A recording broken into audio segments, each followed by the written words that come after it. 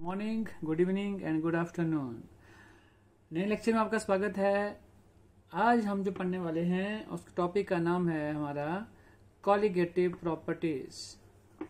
Colligative properties ये बहुत ही important topic है इस चैप्टर का, बहुत ही ज्यादा इंपॉर्टेंट। बट इस टॉपिक को करने से पहले हम साथ में एक और टॉपिक डिस्कस करेंगे जिसका वो यूज यहाँ पे होगा। पहले भी हमने इसके बारे में बात की है और टॉपिक है vapour pressure of solution. Vapour pressure of solution containing non volatile solute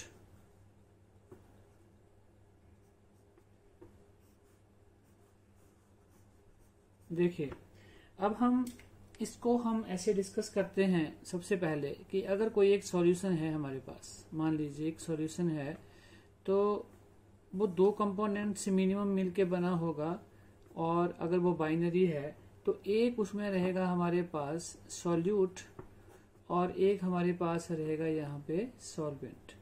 ये पहले भी हम डिस्कस कर चुके हैं छोटा छोटा, लेकिन फिर से मैं इसको डिस्कस करना चाह रहा हूँ। और जैसे हमने बात की, अभी हमने ऊपर बोला है कि सॉल्यूट जो है वो हमारे पास होगा नॉन वॉलेटाइल। और नॉन वॉलेटाइल अगर हम बात करते हैं तो वो होते हैं मोस्टली, हम किसको ले लेते हैं, सॉलिड्स को। जितने भी सॉलिड्स हैं उनको हम क्या ले लेंगे अभी, नॉन वॉलेटाइल। नॉन वॉलेटाइल का मतलब ये होता है जिसके वेपर्स ना बने, जिसकी वजह से वेपर्स ना हो। तो इसका मतलब सॉलिड्स में हम कुछ जो बार बार हम न्यूमेरिकल्स आगे पढ़ेंगे या कुछ करेंगे उसमें भी हम ये यूज करेंगे दो तीन टर्म। जैसे हमारे पास एक आता है वहां पे बार बार यूरिया, और यूरिया का फॉर्मूला होता है NH2CONH2। और इसका जो मॉलिक्यूलर मास होता है यहाँ पे लिख लेते हैं छोटा सा, क्योंकि मैं इसलिए बार बार लिख रहा हूँ, आपको ये लर्न ही हो जाए तो एकदम इजी हो जाता है करना। 60 होता है। जैसे हम एक ले लेते हैं जो बार बार चलता है हमारा ग्लूकोज, और फार्मूला होता है C6H12O6 और इसका होता है 180, मॉलिक्यूलर मास होता है 180। एक हमारे पास बार बार आता है सुक्रोज, हाँ जी, इसका फार्मूला होता है C12H22O11 और इसका होता है 342। और बार बार जब आप इसको देखेंगे तो आपको ये लर्न ही हो जाएगा। 342। बात करते हैं सॉल्वेंट की, तो सॉल्वेंट जो हम लेंगे वो लेंगे वॉलेटाइल। तो वॉलेटाइल वो कंपोनेंट होते हैं जिनके वेपर्स बनते हैं, जिनकी वजह से वेपर्स बनते हैं, और मोस्टली हम इनको क्या ले लेते हैं, लिक्विड्स। और यहाँ पे बहुत सारे हैं, उनको तो लिखने की बड़ी जरूरत नहीं है। जैसे हमारे पास वाटर आता है, जैसे हमारे पास यहाँ पे बेंजीन आ जाती है, फॉर एग्जाम्पल हमारे पास एक आ जाता है टोल्यूइन आ जाता है, यहाँ पे हमारे पास इथेनॉल आ जाता है, मीथेनॉल आ जाता है, एक्सेट्रा। ऐसे बहुत सारे, ठीक है, जिनकी वजह से क्या बनते हैं, वेपर्स बनते हैं। तो हमने क्या बोला, यहाँ पे एक सॉल्यूशन है जिसमें दो कंपोनेंट हैं, solute and solvent. Solute is non volatile, जिसकी वजह से वेपर्स नहीं बनेंगे, जो वॉलेटाइल उसकी वजह से वेपर्स बनेंगे। अब यहाँ पे जो मेन चीज आपको सोचनी है वो क्या है, अब हमें ये चीज सोचनी है कि इस सॉल्यूट को, ये जो नॉन वॉलेटाइल बात कर रहे हैं, इस सॉल्यूट को डालने से, इस सॉल्यूट को सॉल्वेंट में जब सॉल्यूशन बनेगा डालने से इनका वेपर प्रेशर सेम रहेगा या कहीं कम तो नहीं हो जाएगा, देखो अकेले सॉल्यूट का क्या था, सॉल्वेंट का क्या था, क्योंकि सॉल्वेंट वॉलेटाइल है उसके वेपर्स होंगे। तो क्या सॉल्यूट को डालने से ये जो सॉल्वेंट हैं इनका वेपर प्रेशर सेम रहेगा या कहीं कम तो नहीं हो जाएगा। तो यही पॉइंट अब हमने अभी नोट करने हैं कि ऐसा तो नहीं होगा। तो हम अब इस चीज को डिस्कस कर लेते हैं कि ऐसा होगा कि नहीं होगा। चलिए, तो अब हम इसमें लेते हैं फिर एक एग्जांपल के साथ, दोनों कंपोनेंट ए और बी को लेंगे और डिस्कस करेंगे। तो चलिए बच्चों, अब हम मान के चलो हमारे पास एक क्लोज्ड कंटेनर है यहाँ पे, और ये मैंने क्लोज्ड कंटेनर बना दिया और इसमें हमारे पास है कंपोनेंट ए। कंपोनेंट ए कोई सॉल्यूशन है, ये सॉल्यूट है कंपोनेंट ए, ठीक है जी। और ये है वोलेटाइल सॉल्वेंट, ध्यान देना यहाँ पे वोलेटाइल सॉल्वेंट। तो इसके वोलेटाइल बोल रहे हैं तो इसके वेपर्स होंगे, तो इसके अगर वेपर्स होंगे तो उसको हम बोलेंगे यहाँ पे PA0, ठीक है। तो हम पीछे भी लिख रहे थे PA0, जब रॉल्स लॉ किया था तो लिखा था PA0 क्या है, PA0 is the vapour pressure of pure component ए। क्या बोला हमने, वेपर प्रेशर है किसका, प्योर कंपोनेंट, क्योंकि अकेले का है ये प्योर कंपोनेंट ए। यहां पे हमने एडिशन कर दिया बी को कर दिया, और बी हम बोल चुके हैं अभी यहाँ पे क्या है, ये सॉल्यूट है, बट सॉल्यूट यहाँ पे क्या ले लिया है हमने, नॉन वोलेटाइल। अब इस चीज को ना थोड़ा यहाँ पे ध्यान देना, क्योंकि ये चीज समझने वाली है, तभी हमें ये क्वालिटेटिव प्रॉपर्टी आएगी। और जब हमने मान लो इन दोनों को जब हमने आपस में मिला दिया तो कुछ ऐसा बना, देखो हमारे पास क्या बना, ध्यान देना। अब ये बन गया हमारे पास, देखिए यहाँ पे हमारे पास है कंपोनेंट ए, यहाँ पे बी भी है, फिर ए, फिर बी भी है, ए, फिर यहाँ पे बी भी है, फिर ए, ऐसे करके, और नीचे भी मान लीजिए ए और बी होंगे, तो ये ए आ गया। तो ये सॉल्यूशन बन गया हमारे पास, और इसको हमने बोल दिया कि ये बन गया सॉल्यूशन की सॉल्यूशन बन गया जी, ठीक है। अब ये सॉल्यूशन बन गया, तो अब इसका जो वेपर प्रेशर यहां पे हम बात करेंगे वो बन गया PA, और PB नहीं होगा, क्यों, क्योंकि हम बोल चुके हैं सॉल्यूट क्या है हमारे पास यहाँ पे, नॉन वोलेटाइल। तो सिर्फ ए की वजह से बना, और वो बना हमारे पास PA। अब जो हमने यहाँ पे चीज देखनी है वो आप ध्यान दीजिए। अब यहाँ पे आप देख रहे हो, अब कुछ सरफेस में जो सरफेस है ऊपर, उसको बी ने भी ऑक्यूपाई किया है, बी ने भी ऑक्यूपाई कर लिया है वहां पर, ठीक है। और कुछ ए जो है वो उसके नीचे हैं, तो इसका मतलब क्या हो गया भैया, अब वेपर प्रेशर क्या बनेगा, ज्यादा या कम बनेगा। क्यों, क्योंकि वेपर प्रेशर जब बनता है तो it is a surface phenomenon. Evaporation जब होती है भैया, तो इवेपोरेशन क्या होती है, it is a surface phenomenon.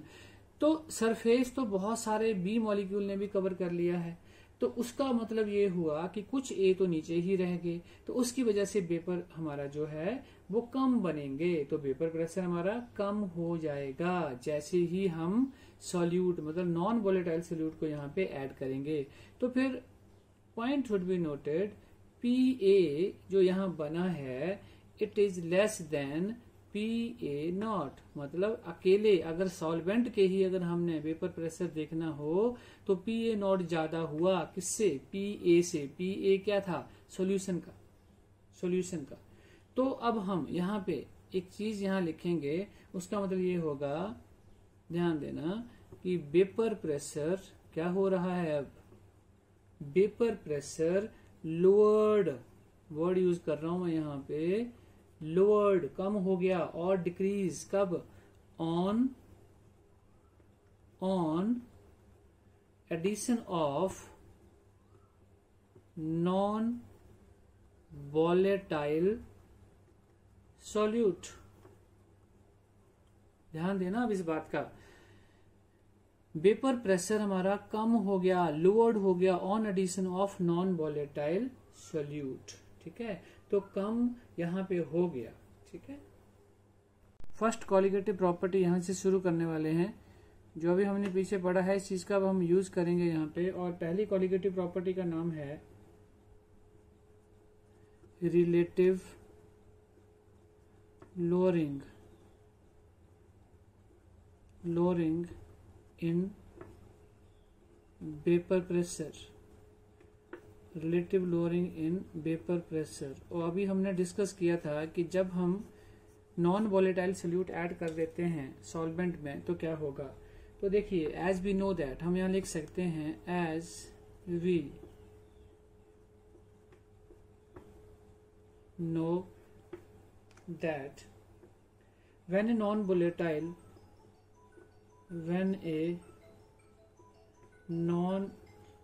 volatile solute is added to a solvent,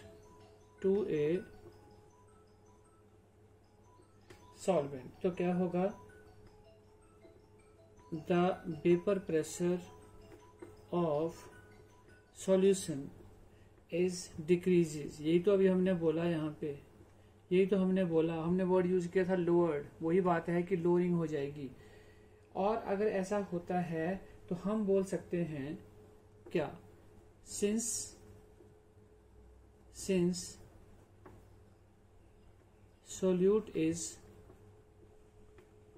non volatile, अगर ये नॉन वॉलेटाइल है तो क्या होगा, there will be no contribution,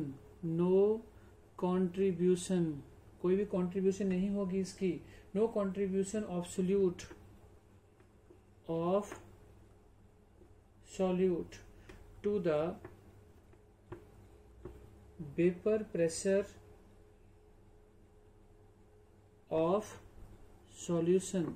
जब भी सॉल्यूशन का वेपर प्रेशर बनेगा तो सॉल्यूट की कोई भी कंट्रीब्यूशन नहीं होगी, तो सारा का सारा जो वेपर प्रेशर है वो किसकी वजह से हुआ वहां पे, this is only due to solvent.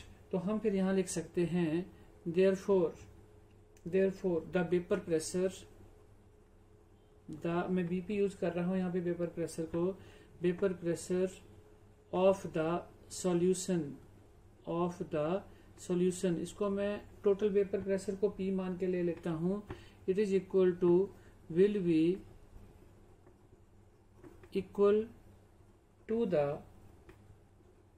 Vapour pressure of solvent. जैसे हमने बोला सिर्फ सॉल्वेंट की वजह से होगा, और वो ए है तो वो हो गया पी ए, ठीक है जी। तो हम क्या लिख सकते हैं, तो P किसके बराबर आ गया, P is equal to P A. But अभी हमने पीछे रेयॉल्स लॉ पढ़ा है, अकॉर्डिंग टू, आपने पूरा लिखना है रेयॉल्स law, according to Raoult's law हम क्या बोल देते थे, फिर से एक बार यहाँ पे हम बोलेंगे, the vapour pressure of solvent is equal to the, बहुत इजी है ये, अभी समझेंगे हम, इक्वल टू द प्रोडक्ट किसका, of its vapour pressure in, vapour pressure या of solvent and its mole fraction, ध्यान देना। अब यहाँ पे आपने थोड़ा सा क्या बोला, हमने बोला according to Raoult's law the vapour pressure of solvent, अभी हम बोल के हटे हैं पीछे, वेपर प्रेशर ऑफ सॉल्वेंट वो क्या होता है, PA। आगे बोल रहे हैं is equal to the product, means दो चीजों का प्रोडक्ट है, product of its vapour pressure, किसका, its vapour pressure PA naught, pure जो है इसका PA naught, and its mole fraction, तो जीटा ए का ले रहे हैं तो जीटा ए आ गया यहाँ पे। तो हम ये बोल सकते हैं therefore P is equal to PA ये आ गया, तो PA is equal to PA naught zeta A, ठीक है जी। तो ये हमारे पास अभी इक्वेशन आ गई, ठीक है। तो आगे करते हैं अब इसको हम, क्वेश्चन हमारे पास क्या आ गई, यहाँ पे हम सीधा लिख देते हैं, यहाँ पे PA is equal to PA naught zeta A, इसके बराबर हमारी इक्वेशन आ गई। अब एक चीज को आपने यहाँ पे बिल्कुल क्लियर अपने माइंड में कर लेना है, जो कभी ना आप भूलें, वो ये है कि जो भी कंपोनेंट ए होगा, अब हम जो कॉलिगेटिव प्रॉपर्टी करने वाले हैं वो हमेशा रहेगा सॉल्वेंट, ध्यान देना यहाँ पे, और जो भी कंपोनेंट बी होगा वो हमारा होगा यहाँ पे सॉल्यूट। तो ये हमेशा याद रखना है कि ए हमेशा क्या बोलेंगे हम, सॉल्वेंट, और बी हमेशा हम क्या बोलेंगे, सॉल्यूट बोलेंगे। तो मतलब अगर हम यहाँ पे जीटा ए को यहाँ पे बोलना चाहें तो हम बोलेंगे मोल फ्रैक्शन ऑफ किसका, सॉल्वेंट का, और ये vapour pressure of pure component, pure component क्या है, सॉल्वेंट का, और P A he vapour pressure किसका है, सॉल्वेंट का है यहाँ पे। अब अगर हम इस इक्वेशन को और इजी करना चाहें और सॉल्व करना चाहें तो हम इसको ऐसे भी लिख सकते हैं। देखो बच्चों, P A is equal to P A not, और एक्स ए को मैं अगर ऐसे लिखना चाहूं तो 1 माइनस जीटा बी, बिकॉज आप सभी जानते हो कि zeta A plus zeta B is equal to 1 के बराबर होता है। ठीक है जी, तो जीटा ए जो है it is equal to 1 minus zeta B, तो इसके बराबर आ गया। तो ये वैल्यू यहाँ पे आ गई जीटा ए की। ठीक है जी, जीटा ए की। हम इसको और सिंप्लीफाई कर देते हैं तो क्या आ गया, P A is equal to, अंदर ले जाएंगे तो P A not minus P A not zeta B आ गया हमारे पास। इसको हम यहाँ ले जाते हैं तो क्या हो गया, P A not zeta B, और इसको हम यहाँ ले आएंगे तो P A not minus P A. Clear हो रही है बात आपको? तो जीटा बी किसके बराबर आ गया, P A not minus P A upon ये आ गया यहाँ पे पी ए नॉट। तो हमारे पास ये एक वैल्यू आ गई जो बहुत ही इंपॉर्टेंट है, और ये वैल्यू भी बहुत इंपॉर्टेंट है। जब हम न्यूमेरिकल प्रॉब्लम्स करेंगे तो ये दोनों ही हमारे लिए बहुत ज्यादा इंपॉर्टेंट होंगी।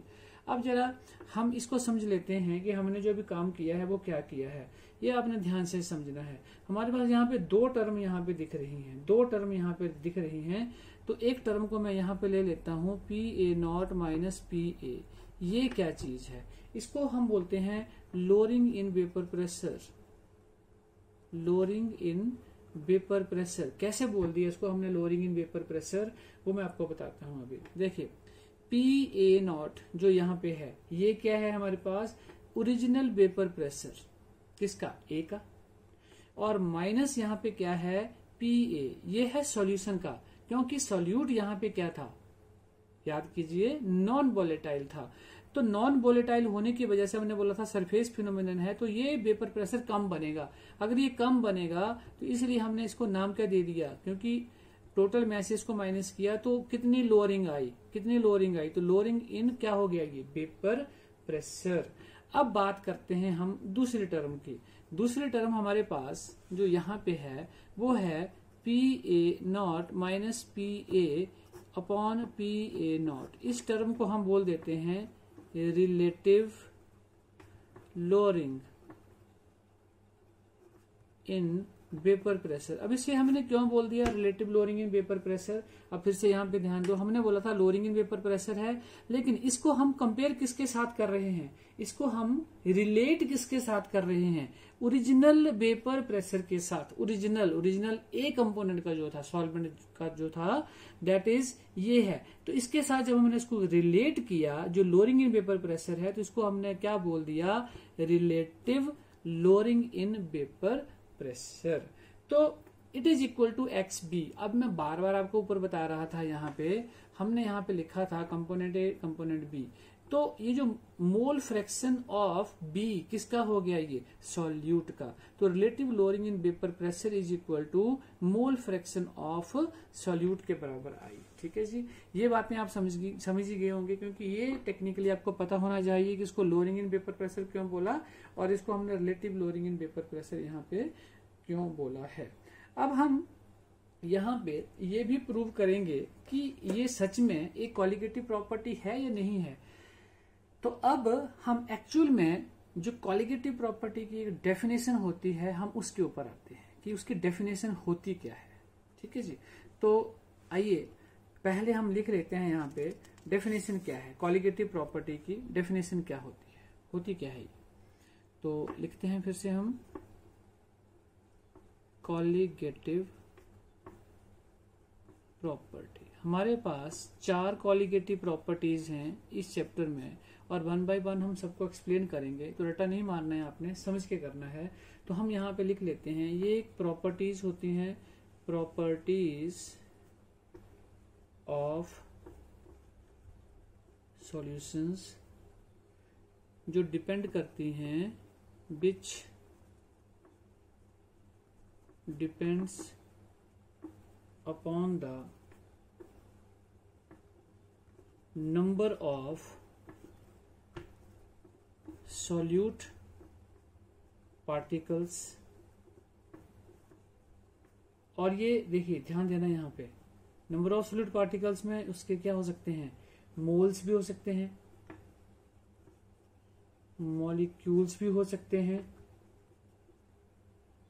आइंस भी हो सकते हैं, मोल फ्रैक्शन भी हो सकता है, किसका, ऑफ कौन सा, सोल्यूट पार्टिकल का, सोल्यूट पार्टिकल का, and does not depends upon nature of solute particle. ध्यान देना यहां पे, nature of solute particles nature पर डिपेंड नहीं करेंगे। सिर्फ एक ही बात याद रखनी है, depends upon the number of solute particles.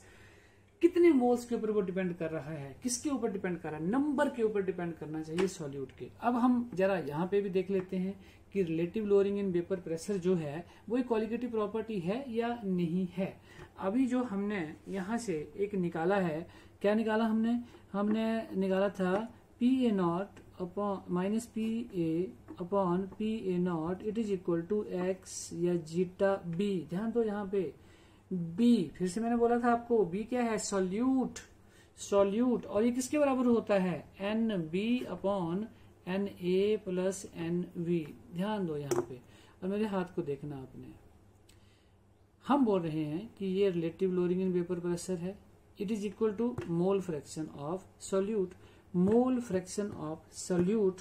और मोल फ्रैक्शन ऑफ सॉल्यूट किसके ऊपर डिपेंड कर रहा है, ये देखिए number of moles of solute particles, number of moles. देखो डेफिनेशन में जाओ, it depends upon the number of solute particles. तो किसके ऊपर डिपेंड कर रहा है, नंबर ऑफ सोल्यूट पार्टिकल्स के ऊपर डिपेंड कर रहा है।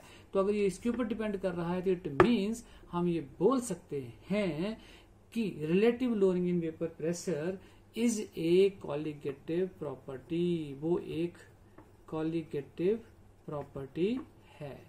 तो बच्चों अगर आपको क्वेश्चन आता है सिंपल डेफिनेशन का कि व्हाट इज कॉलिगेटिव प्रॉपर्टी, तो आपने डेफिनेशन लिखनी है। अगर आपको आता है एक नंबर का क्वेश्चन कि relative lowering in vapour pressure is colligative property, तो आपने ये एक एक्सप्रेशन लिखना है और यहाँ पे आपने लिख देना है कि it depends upon the number of solute particles, therefore relative lowering in vapour pressure is a colligative property. अगर आपको आता है 2 नंबर का क्वेश्चन, तो आपने जो हमने शुरू से डिटेल में किया है, ये पूरा एक्सप्रेशन किया है, वो आपने पूरा करना है। अब हमने यहाँ से कुछ इसकी प्रॉब्लम्स लेनी है, न्यूमेरिकल प्रॉब्लम्स, तो वो अब हम करेंगे। Relative lowering in vapour pressure is a colligative property, ये तो बच्चों अब हमने कर दिया। अभी हम नेक्स्ट इसका एक और टॉपिक है छोटा सा, वो ले लेते हैं, केवल वो भी आ जाता है, और टॉपिक है determination of molar mass of solute from relative lowering in vapor pressure। तो हमने यहाँ से डिटरमाइन करना है, क्या करना है, मोलर मास हमने डिटरमाइन करना है ऑफ सोल्यूट। तो अभी हमने कॉलिगेटिव प्रॉपर्टी में ऊपर पढ़ के आ रहे हैं, क्या था, P A not minus P A upon P A not it is equal to X V या जीटा बी। ये जो जीटा बी है, अगर हमें ये निकालना हो मोलर मास, तो हमें जीटा बी निकालना पड़ेगा, ठीक है जी। और अगर जीटा बी निकालना है तो हम उसमें नंबर ऑफ मोल्स हमें निकालने पड़ेंगे कंपोनेंट ए और कंपोनेंट बी के। तो उसके लिए हम अपनी तरफ से एक सपोज कर लेते हैं। यहाँ पे आपने नीचे लिखना है, मैं साइड में लिख रहा हूँ ताकि आपको स्क्रीन में सब कुछ दिख जाए। Suppose W A and W B are the weight of the solvent, weight of solvent and solute आपको मैंने पीछे भी बताया था, ए को सॉल्वेंट लेना है और बी को क्या लेना है हमने, सॉल्यूट। एंड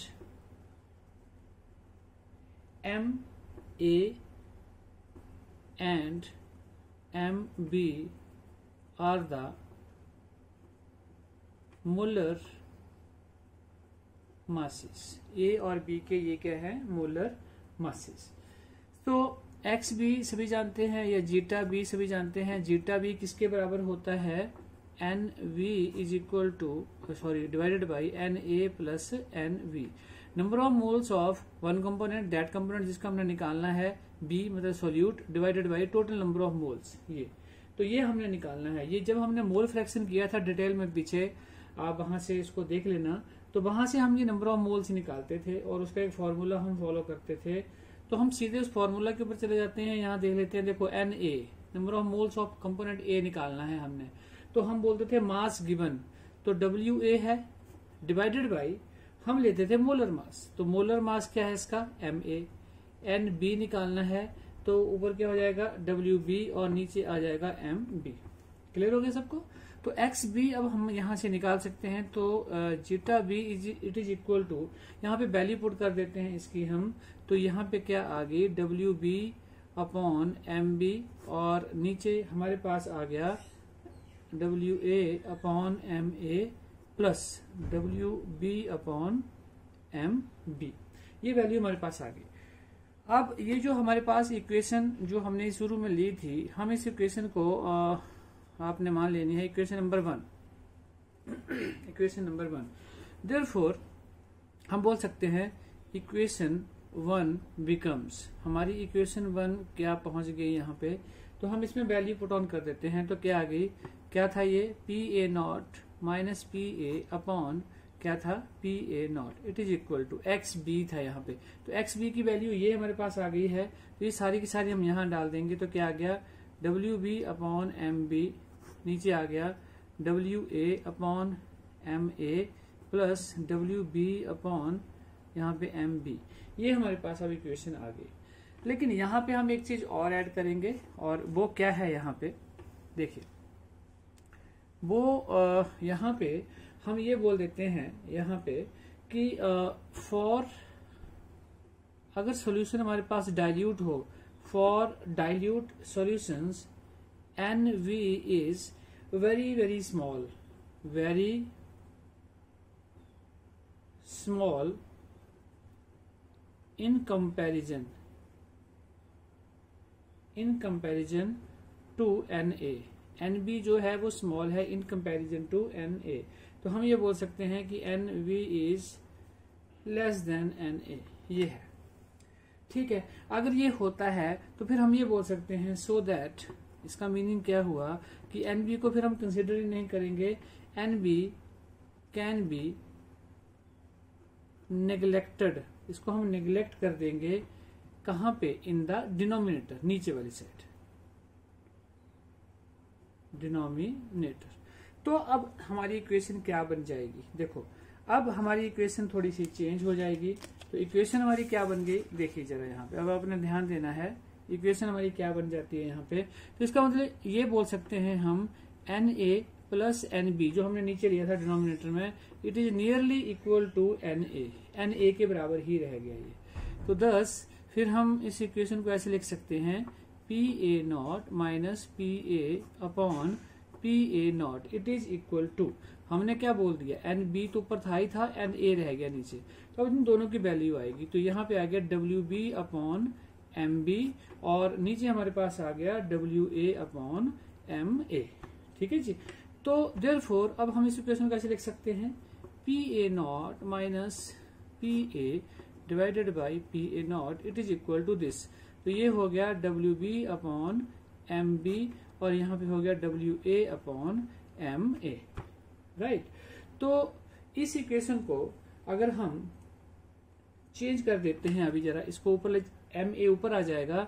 तो therefore P A not minus P A upon P A not, it is equal to, अब हमारे पास इक्वेशन क्या बन गई, डब्ल्यू बी इन टू, ये ऊपर चला जाएगा। तो क्या हो गया, एम ए, और नीचे क्या आ गया हमारे पास, डब्ल्यू ए इनटू यहाँ पे क्या आ गया MB।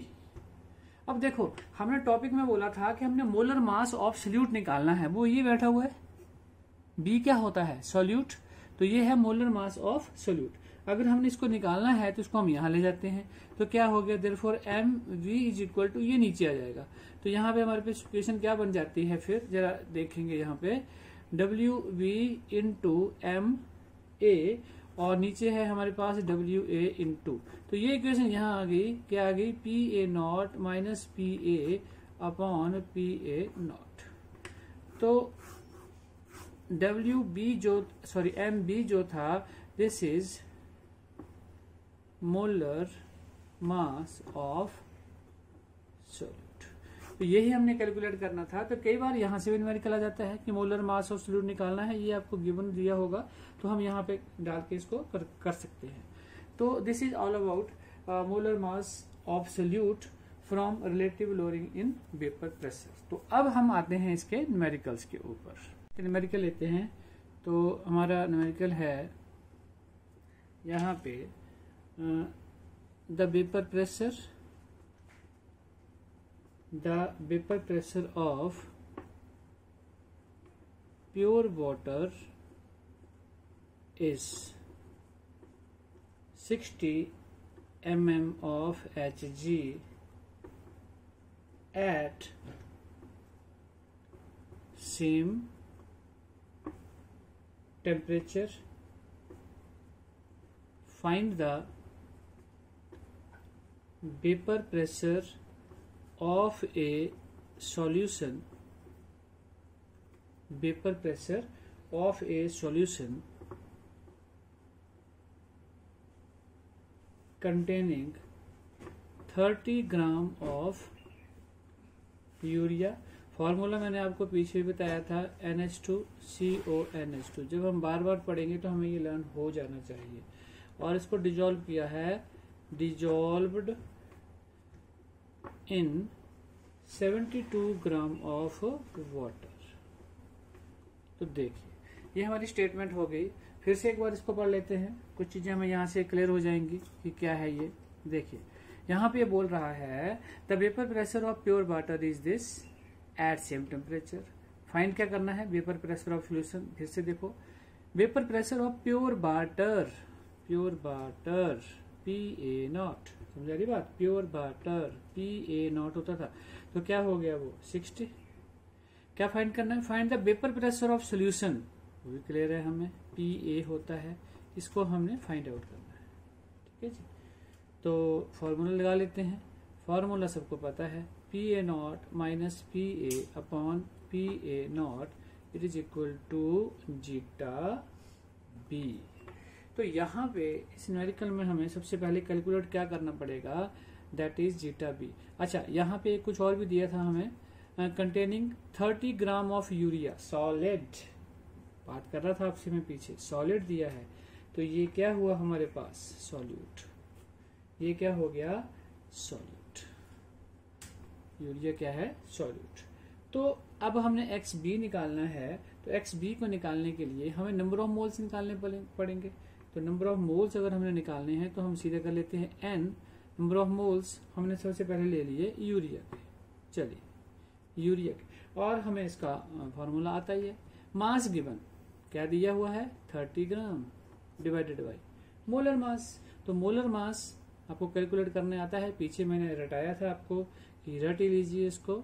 नाइट्रोजन का होता है 14, हाइड्रोजन का 1, ऑक्सीजन का 16 और कार्बन का 12। तो अगर कैलकुलेट करते हैं तो इट बिकम्स 60, क्या आता है 60। तो करके 1/2 आ गया, 1/2 मीन्स 0.5 हम लिख सकते हैं। Number of moles of urea कितने आ गए 0.5। अब number of moles of water अगर हमने कैलकुलेट करने हैं तो वाटर का कर लेते हैं। वाटर का भी हमें यहाँ पे दिया हुआ है डिजॉल्व्ड इन 72 ग्राम, तो 72 डिवाइडेड बाई मोलर मास 18 होता है। तो अगर हम इसको यहाँ से हो जाएगा ये 4 आ जाएगा, तो नंबर ऑफ मोल्स हमारे पास आ गए। अब हमने क्या निकालना था XB, तो XB को निकाल लेते हैं। तो जीटा B या XB, zeta B it is equal to, देखिए B के निकालने हैं हमने, तो ऊपर क्या आ गया 0.5 डिवाइडेड बाई इसका सम तो कितना आ गया 4.5 कर देते हैं, सीधे कर देते हैं, तो ये आ गया हमारा 1/9। कितना आ गया 1/9। तो हमारा फॉर्मूला क्या था वो हमने लिखा था अभी, तो फॉर्मूला में हम सारी चीजें डाल देते हैं। ये है फॉर्मूला। तो PA0 क्या है 60 माइनस PA जो कैलकुलेट करना है, नीचे फिर से आ गया 60। XB तो XB हमारे पास आ गया 1/9। अगर इसको हम कटिंग शटिंग करें तो क्या है 3 से चला जाएगा, हाँ जी 20 आ गया। तो इसको हम यहाँ ले जाते हैं, तो 3 से इसको मल्टीप्लाई सीधा कर देते हैं तो कितना आ जाएगा, ये 3 से अगर हम इसको मल्टीप्लाई कर देते हैं तो कितना आ जाएगा, यहाँ से ये 180 आ गया। 180 minus 3 PA it is equal to, ये यहाँ गया तो कितना आ गया 20 आ गया।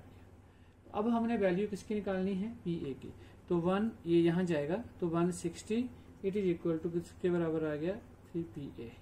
तो PA की वैल्यू क्या आ गई 160/3, और अगर इसको हम कैलकुलेट करते हैं यहाँ से तो ये आ जाएगा 53.33 mm ऑफ Hg।